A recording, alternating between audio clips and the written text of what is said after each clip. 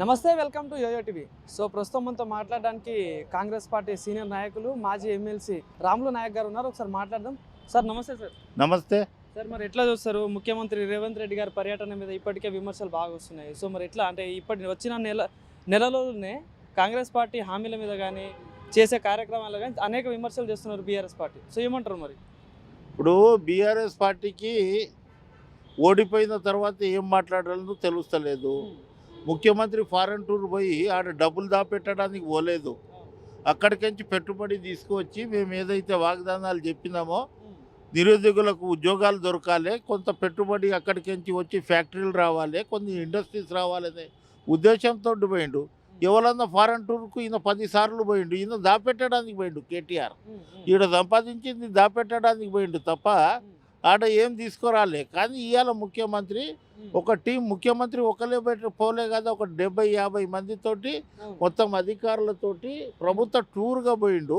ఆ దాని మీద విమర్శ ఏంది? 40 రోజులలో మీరు ఏదైతే వాగ్దానాలు చెప్పారో అది కాలేదంటే 40 రోజులలో వాగ్దానం చెప్పింది మీరు 10 సంవత్సరాలలో మీరు అనేక వాగ్దానాలు చేశారు కదా, అధికారంలో ఉన్నారు కదా. కాంగ్రెస్ పార్టీ అధికారంలో ఉన్నప్పుడు మీరు ఏం చెప్పారు? రేపు తెలంగాణ వస్తే తెలంగాణలో ఒక నిరుద్యోగ సమస్య ఉండదు, తెలంగాణ పొలాలు నీరు బారుతాయి, తెలంగాణ ప్రజలు సస్యశ్యామలంగా పొలాలు సస్యశ్యామలంగా ఉంటాయి, తెలంగాణ ప్రజలు అందరూ సుఖ సంతోషాలతోటి ఉన్నారన్నారు. 10 సంవత్సరాలలో మీరు చెప్పిన హామీలు చేసిర్రా? దళితుని ముఖ్యమంత్రి చేసిర్రా? 3 ఎకరాల భూమి ఇచ్చిర్రా? నిరుద్యోగ వృత్తి ఇచ్చిర్రా? లేకుంటే 2 లక్షల ఉద్యోగాలు ఇచ్చిర్రా? ప్రభుత్వ ఉద్యోగాలు ఏదైతే రిటైర్మెంట్ అయితే రిటైర్మెంటే అన్నారు. ఒక కలం పోటుతోటి కాంట్రాక్ట్ కార్మికులకు అందరికీ పర్మనెంట్ చేస్తామన్నారు. చేసిర్రా?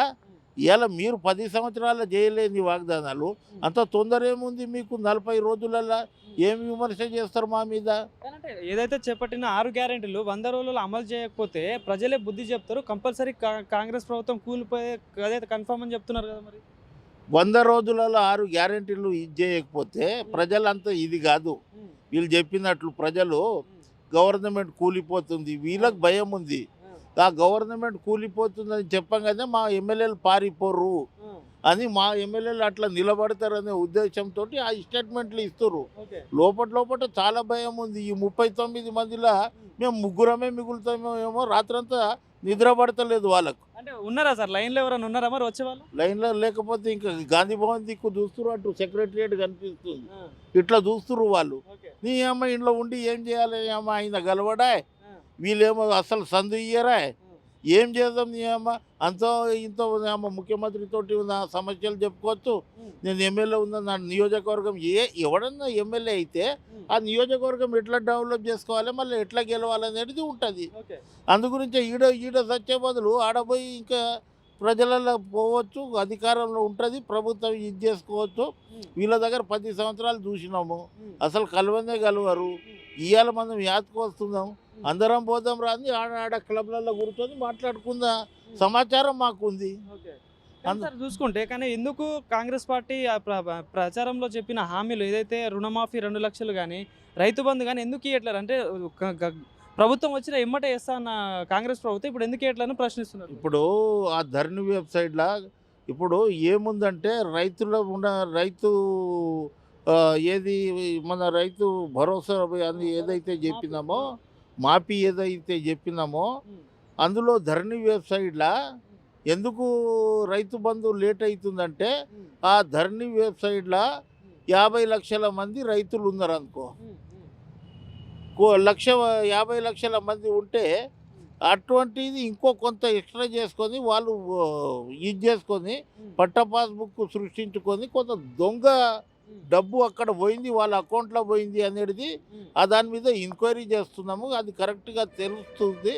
ఎందుకంటే ఇప్పుడు నా దగ్గర 5 ఎకరాలు ఉందబ్బా, మొత్తం తెలంగాణలో ఒక 50,000 ఎకరాలు అనుకుందాం, ఒక మాట అంటున్నా.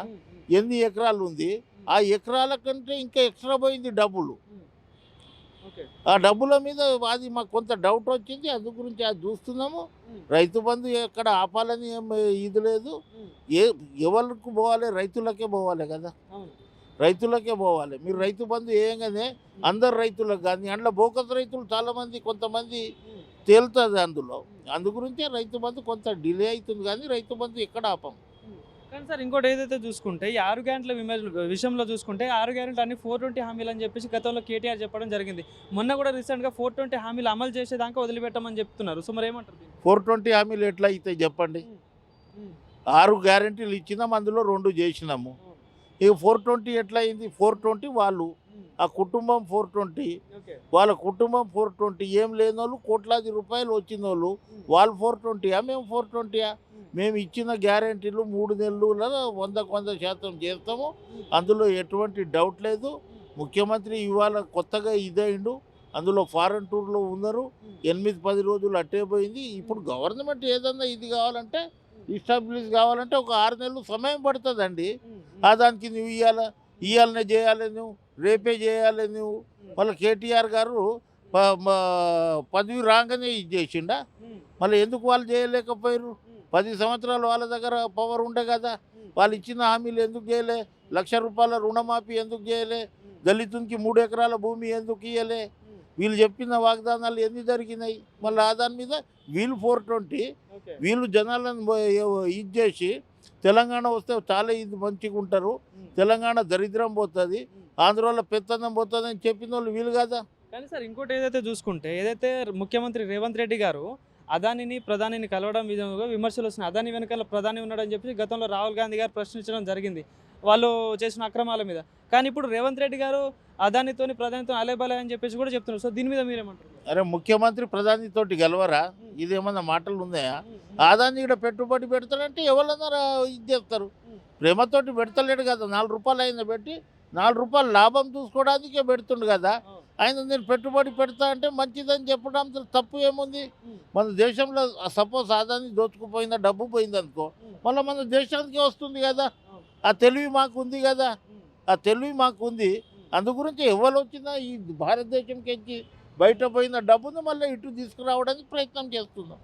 కానీ మరి గతంలో డబల్ ఇంజన్ అని చెప్పేసి అదాని ప్రధాని అంతా ఒకటే అని చెప్పేసి నా రేవంత్ రెడ్డి గారు ఇప్పుడు మళ్ళీ వాళ్ళతో కలిసి ట్రిపుల్ ఇంజన్ లాగా మారిపోతున్నాడు, అది వాళ్ళకి కలిసిపోతున్నాడు అని చెప్పేసి కూడా విమర్శలు చేస్తున్నారు. మేము ట్రిపుల్ ఇంజన్ కాదు, డబుల్ ఇంజన్ కాదు, బండి డబ్బాలు కావు, రైలు పట్ట డబ్బాలు కావు. మేము ప్రజల మనుషులం, ప్రజల డబ్బలం, ప్రజల పక్షాన ఉంటాం. కలిసినంత మాత్రాన్ని ఇప్పుడు మన పడి రాజులు ఉంటారు. ఆయన పెళ్లికి పోతే పెళ్లికి పోయినా అని చెప్తామా? ఆయన చనిపోయిండు అనుకో సాగుకు పోతాం. రకరకాలుగా ఉంటుంది. ఇప్పుడు ముఖ్యమంత్రి హోదాలో గెలవాలి అబ్బా, ఎవరు వచ్చినా గెలవాలి.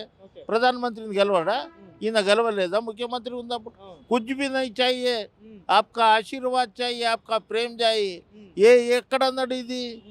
ఎక్కడ మన మిషన్ భగీరథల్లా ముఖ్యమంత్రి ప్రధానమంత్రి వచ్చినప్పుడు క్యా चाहिए అన్నాడు ఆయన. కుछ भी नहीं चाहिए, आपका ఆశీర్వాద్ चाहिए అన్నాడు. కానీ గతంలో మన కేటీఆర్ గారు దావాస్ పర్యటన వెళ్ళినప్పుడు ఉత్తమ్ కుమార్ రెడ్డి గారు కానీ రేవంత్ రెడ్డి గారి దావాస్ పర్యటన వేస్ట్, అక్కడికి వెళ్ళిన దండగా అని చెప్పేసి అన్న రేవంత్ రెడ్డి గారు కానీ ఇప్పుడు ఎందుకు వెళ్తున్నారు మరి అని చెప్పేసి అంటున్నారు.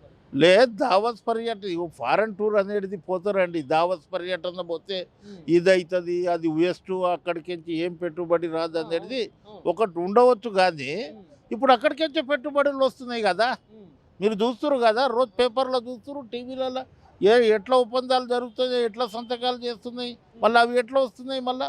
అందు గురించే ఒక రాజకీయంగా విమర్శించడానికి ప్రయత్నం తప్ప వాళ్ళకి ఏముండదు. సార్ ఇంకోటి చూసుకుంటే ఏదైతే కాంగ్రెస్ పార్టీ ప్రచారంలో చెప్పినట్టు అధికారంలోకి రాగానే వచ్చే నెలలో కరెంట్ బిల్లులు కూడా కట్టొద్దు, మేమే కడతామని చెప్పిన కాంగ్రెస్ పార్టీ ఇప్పుడు ఎందుకు కరెంట్ బిల్లు విషయంలో ఎందుకు కట్టట్లేదు? ఒకవేళ వచ్చినా కూడా ఈ వీడియో చూపించడం అని చెప్పేసి కూడా బీఆర్ఎస్ పార్టీ అంటుంది. సో మరి ఏమంటారు మరి కరెంట్ బిల్లు? ఇప్పుడు 200 యూనిట్ ఫ్రీ అన్నాం. బిలో పవర్టీ లైన్ ఉన్నోళ్ళు ఎంతమంది ఉన్నారు, స్లమ్ ఏరియాలు ఎంత ఉన్నారు, 200 యూనిట్ ఎవరెవరు కాలుకుంటారు, అవి అన్నీ రికార్డు తీయమన్నాము.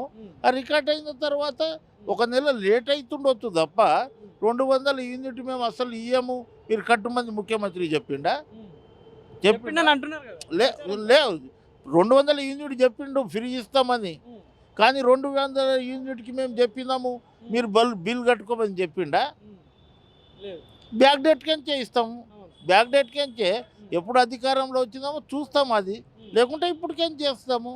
40 రోజుల్లో వీళ్ళు రాగానే అన్నీ వీళ్ళు చేసినట్లు, తెల్లారే మొత్తం అన్ని సంతకాలు పెట్టినట్లు, 1,00,000 రూపాయలు ఎట్ టైం రుణమాఫీ అని చెప్పిన వాళ్ళు పెట్టిరా? మళ్ళా పెట్టలే కదా. ఇంకోటి ఏదైతే బీఆర్ఎస్ పార్టీని 100 అడుగుల లోతు బొంద పెడతామన్న కాంగ్రెస్ పార్టీ ఫస్ట్ ఈ 100 రోజులలో ఫస్ట్ 100 హామీలను నెరవేర్చని అని చెప్పి ప్రశ్నిస్తున్నారు.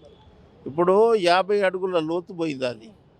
పార్లమెంట్ ఎన్నికల్లో 99 పోతుంది, లోకల్ బాడీలో 100 అవుతుంది. మళ్ళీ బీఆర్ఎస్ అనేటోడే లేరు, వాళ్ళే తర్జన భర్జన పడుతుర్రు.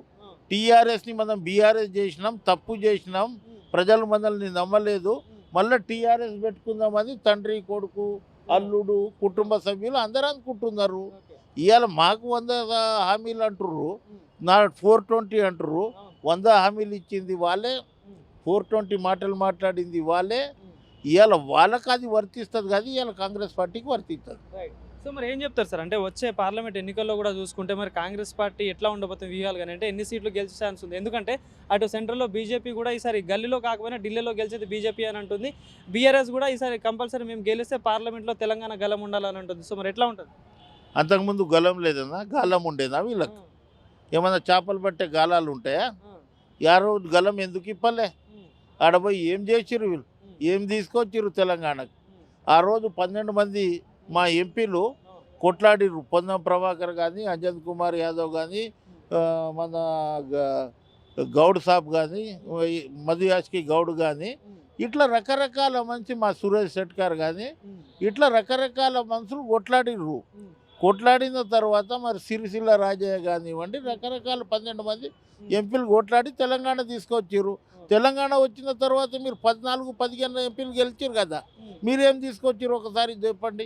హాయిగా తినాలి, పడుకోవాలి, కేసీఆర్ మాట్లాడమంటే మాట్లాడాలి, లేకుంటే పోమంటే పార్లమెంట్ పోవాలి, లేకుంటే ఈడనే ఉండరా అంటే ఈడనే ఉండాలి. సార్ మరి ఏం చెప్తారు, ఏదైతే బండి సంజయ్ గారు చెప్పిన వ్యాఖ్యలు వచ్చే పార్లమెంట్ ఎన్నికల్లో కలిసి పోరాడదాం, బీఆర్ఎస్ పార్టీని బొందకూడదాం అని చెప్పిన బండి సంజయ్ వ్యాఖ్యలను ఎట్లా వస్తారు? ఎందుకంటే అదే వ్యాఖ్యల మీద కేటీఆర్ గారు అంటున్నారు కదా, ఇదే కదా ప్రూఫ్, కాంగ్రెస్ బీజేపీ కలిసిపోయింది అనే దానికి ప్రూఫ్ ఇదే అని చెప్తున్నారు. ఇప్పుడు బీఆర్ఎస్ బీజేపీ రెండు ఒకటే. వాళ్ళు మేము ఇట్లా మాట్లాడతాం, కన్ఫ్యూజ్ చేస్తాం. దేశ చరిత్రలో కాంగ్రెస్ పార్టీ బీజేపీ పార్టీ ఇద్దరు కలిసి కొట్లాడిన ఒక్క ఇది చూడండి. ఇలా రాహుల్ గాంధీ భారత్ జోడో యాత్ర కానీ, న్యాయ యాత్ర కానీ ఏదైతే చేస్తుండో భారతీయ జనతా పార్టీని విమర్శిస్తుండు, కానీ బీఆర్ఎస్ని విమర్శిస్తలేడు కదా. ఇది చిన్న చిత్క పార్టీ, ఇది 119 నియోజకవర్గాల పార్టీ. ఇవాళ ఎవరిని ఇది చేస్తారు? బండి సంజయ్ అన్నంత మాత్రాన బీజేపీ కాంగ్రెస్ కలిసిపోతుంది. బీజేపీ తోటి మీకు లోపాయకారి ఒప్పందం ఉంది. 10 సంవత్సరాలు మీరు జైలుకు పోకుండా బీజేపీ వాళ్ళు కాపాడిర్రు. మీరు వాళ్ళని దండం పెట్టిర్రు, కడుపులో తలకాయ పెట్టిర్రు, వాళ్ళకు ముట్టవలసింది ముట్టి ఇచ్చిర్రు. అందు గురించే ఇవాళ వీళ్ళని కొంత కాంగ్రెస్ పార్టీని భయపడితే కొంత ఇది ఉంటుంది, మేము లబ్ధి పొందుతాం. పోయినసారి 4 సీట్లు వచ్చినాయి కదా, ఈసారి ఒక 7-8 సీట్లు వస్తాయని ఆశతోటి వారు ఉన్నారు. పోయినసారి వచ్చిన 4 సీట్లు గిట్ట ఈసారి కాంగ్రెస్ పార్టీ కైవసం చేసుకుంటారు. కానీ ఇంకోటి ఏమంటున్నారంటే సరే, కేసీఆర్ కాంగ్రెస్ పార్టీని కూలగొట్టే ప్రయత్నాలు చేస్తున్నాడు. సో దీన్ని ఎట్లా చూస్తారు మరి ఈ మాట? కేసీఆర్ కాంగ్రెస్ పార్టీని కూలగొట్టే, కాంగ్రెస్ పార్టీని ఎవరు కూలగొట్టలే. కాంగ్రెస్ పార్టీని కూలగొట్టిన వాళ్ళే కూలిపోయారు. ఈ ప్రయత్నం చేసుకోవడం మంచిది కాదు. ఆయన ఈ ప్రయత్నం మానుకోమంటున్నాం.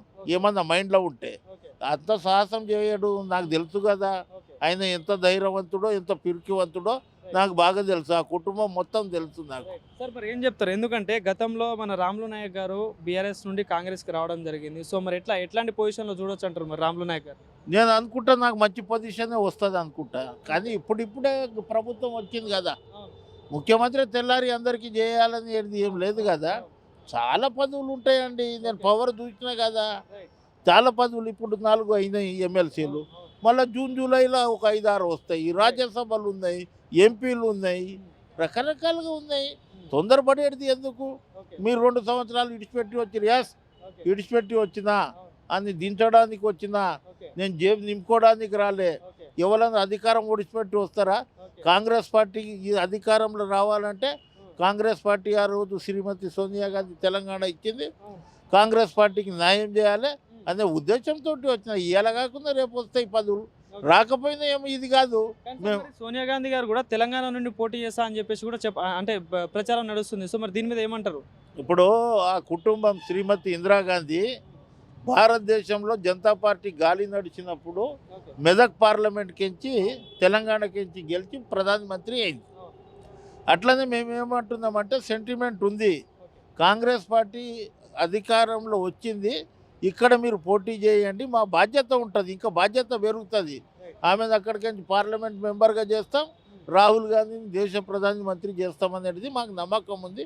అందు గురించే మా పిసిసి ఒక డిసిషన్ తీసుకుంది, మా కార్యవర్గంలో డిసిషన్ తీసుకుంది, పిసిసి కట్టుబడి ఉంది, సోనియా గాంధీని ఇక్కడికి పోటీ చేయమన్నారు, అది 100% కట్టుబడి ఉంటాం, ఏఐసిసి గిట్ట సానుకూలంగా ఉంటుందని ఆశిస్తుంది. ఎన్ని సీట్లు వచ్చే ఛాన్స్ ఉంటుంది సార్ కాంగ్రెస్ పార్టీకి మరి లోక్సభ ఎన్నికలు? 16 గెలుస్తామంటే, ఒక హైదరాబాద్ గిట్ట అంత ఈజీ ఇడవము, ఎంత ఈజీ ఇడవం, 16కి 16 గెలుస్తాం, 17 right sir, thank you. Okay.